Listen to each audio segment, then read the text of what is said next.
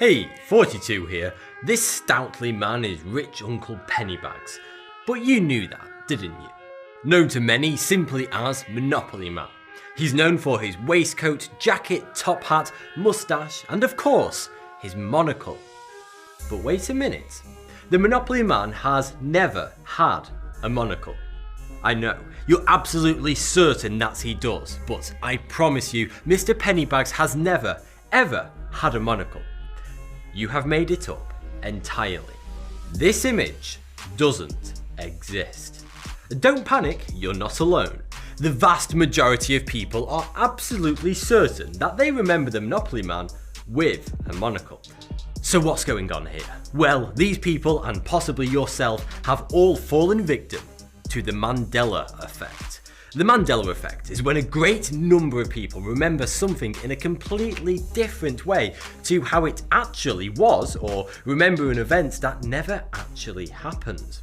You know those times when your mind betrays you? You are certain it happened that way, but the facts say otherwise. It happens to us all, and psychiatrists have a word for it: confabulation.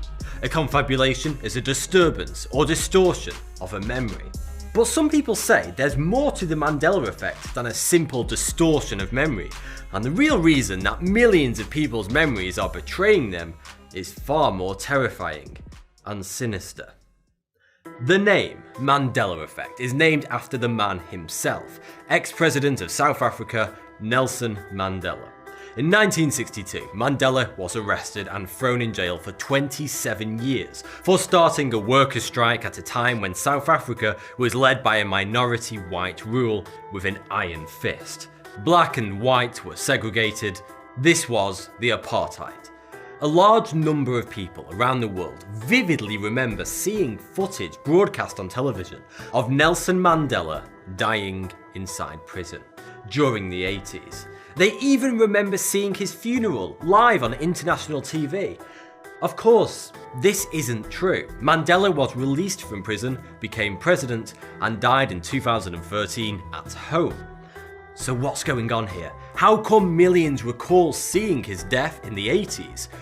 Well, it's the first big mystery that coins the term Mandela effect. People are constantly discovering new examples of the Mandela effect. In recent years, many have come into the public eye via the internet. One of the most spine-tingling is the mystery of the Berenstain Bears. The American viewers among us will remember a series of children's books from the 60s onwards. This lovable family of bears was a significant part of everybody's childhood in the US. There were over 300 books in total, and not to mention a TV series in 2003 that went by the same name, the Berenstain Bears. But here's the truly shocking thing. The Berenstain Bears never existed. Sure, there was a cute family of bears, but they were actually called the Berenstain Bears with an A. This has seriously messed with the heads of millions of Americans because quite literally everyone knew it as the Berenstain Bears. Many have said it's down to the creators changing the name at some point because Berenstain sounds less Jewish than Berenstein. But the name was never changed. It was named after the two creators, Stan and Jan Berenstain. But something eerie is definitely going on here. There are some very rare examples of official merchandise being uncovered deep from the back of people's garages and attics, showing the franchise being spelt Berenstein, such as on this old VHS. But to confuse matters even further, the name on the front of the tape is spelt Berenstain. Creepy. But could this just be no more than a typo by the graphic designer? You remember the most famous line from Star Wars, don't you? Luke, I am your father. Except that line was never said in the films. What Darth Vader actually said was, no, I am your father. A small difference, sure, but then why does the whole world keep saying, Luke, I am your father? There's more. Remember Silence of the Lambs? Everyone knows what Hannibal said to Clarice when they first met. I mean, it's only the most famous quote from the entire film. He said, "Hello, Clarice." Nope, never said it. That line never appeared in the film. Don't believe me? Go and watch it. Hannibal actually said a rather forgettable "Good morning." Even the University of Richmond quoted the fictitious line in a scientific paper.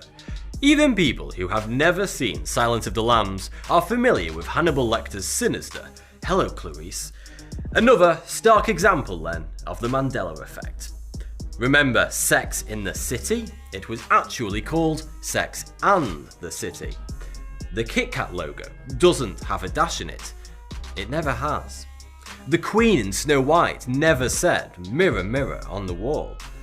Oh, and remember Jiffy, the well-known American peanut butter? There's no such thing. It's called Jif, not Jiffy. Hell, I'm British and even I recall it being called Jiffy. But then is that just because that's what millions of other people have been calling it all this time? The Flintstones was actually called the Flintstones, despite no one in the history of mankind ever calling it that. So, is there an explanation to all of this? Well, kind of. There are 3 theories that do explain the Mandela effect, but all of them are equally as terrifying. The first popular explanation involves parallel universes. Some believe that we live our lives not just within one universe, but we are instead slipping and sliding between multiple universes within the multiverse without ever realizing it. Each universe is ever so slightly different, and some believe that the Mandela effect is people noticing the minor differences between these other dimensions or universes. Or perhaps we don't travel between universes. What if we've always been in the same universe, but instead memories are leaked from other universes and seep into our universe as they intertwine and collide? This rather outlandish theory isn't currently backed up by any specific research, but that doesn't mean it isn't scientifically possible. New quantum mechanics theories suggest that there are multiple universes and they do interact with each other, possibly sharing information. So, when we remember something vastly different to what the archives tell us, is it information coming from a parallel universe? Or is it something far more sinister? As we all know, if something strange happens, there's a conspiracy theory surrounding it. It's the second law of the internet, after "don't click on strange links." Mandela effect conspiracy enthusiasts believe the infamous Illuminati, or whatever shady group of men in suits are running the world from behind the scenes, have actually changed subtle elements of history to better suit their new world order. Just hoping that we wouldn't notice. But oops, some people have. Why an omnipotent group of secret world leaders would think that the Monopoly Man's monocle wasn't quite fitting for their new world order is anybody's guess. But what if you actually made all of this up? And this is the most terrifying of all the explanations, because this implies that our memories are nowhere near as reliable as we thought. Yet, what I'm about to tell you is by far the most scientifically accepted explanation for the Mandela effect. Psychologists say that we remember these events, books, films, and images so vividly differently to how they actually are because we've all created false memories. What do you remember most about your childhood? Is it what you ate for dinner each night or what you watched on TV? Your memories of these things are probably fuzzy at best, yet you can remember the names of all of your friends, and that time when you broke someone's window playing football. You probably remember all the times you were naughty, and that's because you talked about those events afterwards with your friends. Your parents talked to you about it afterwards. You received punishment in relation to that event. Conversation is arguably the most powerful memory creator there is, and talking about an event after it happened creates far stronger memories than whilst the event is actually taking place. Memories are created by connections forming in the brain. Your brain is full of cells called neurons, and connections between them called synapses. Imagine a neuron that represents a window and another that represents a ball. As a child, the moment you kicked that ball through batshit Bob's window, a physical synaptic connection was created in your brain between these two neurons, thus forming a weak memory of the event. But then, when you tell your mates about how you just broke batshit Bob's window, that connection actually gets thicker, strengthening that memory. Then, when your mum confiscated your Game Boy afterwards, the connection grows once again. But it goes even further. Every time you recall that memory from here on out, the connection gets stronger. By simply remembering something, you are strengthening that memory forever.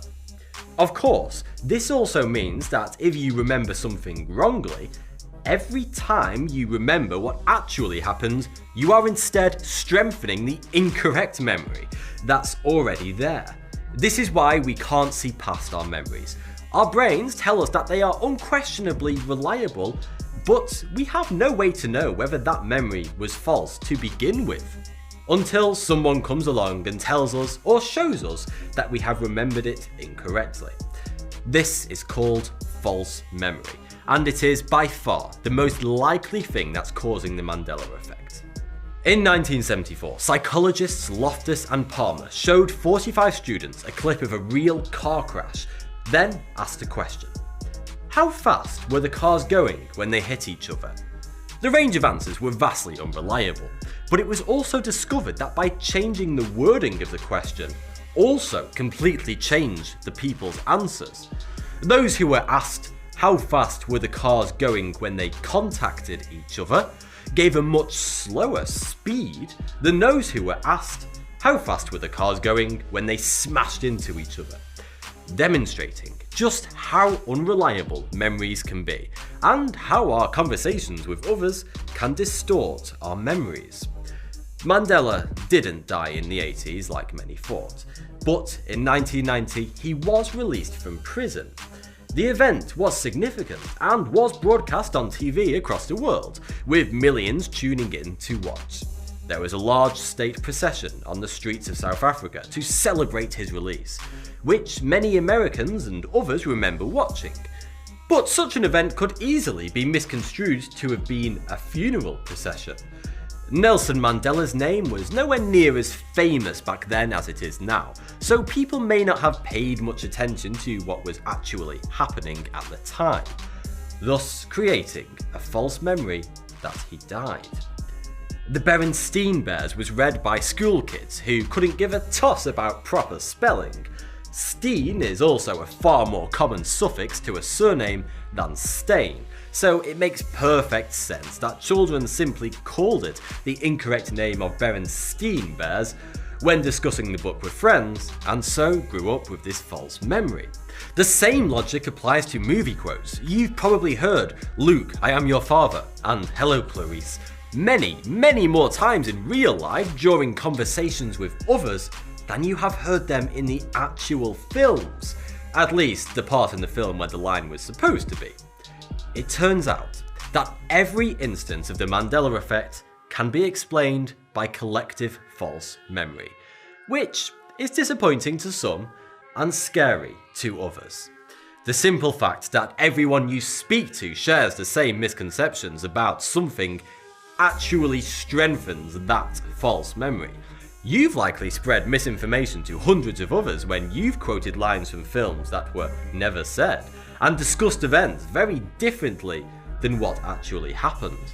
We are all part of the problem, and new examples of the Mandela effect will continue to surface, because nobody's memory is perfect.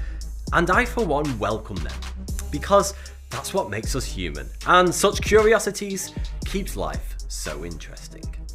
Thanks for watching. If you enjoyed this video, support me on Patreon before you forget who I am and tell your friends you watched a guy on YouTube called 36. Click up there to become a patron. Doing so helps me to make better videos. And click down there to watch another video. And if you haven't already, don't forget to subscribe.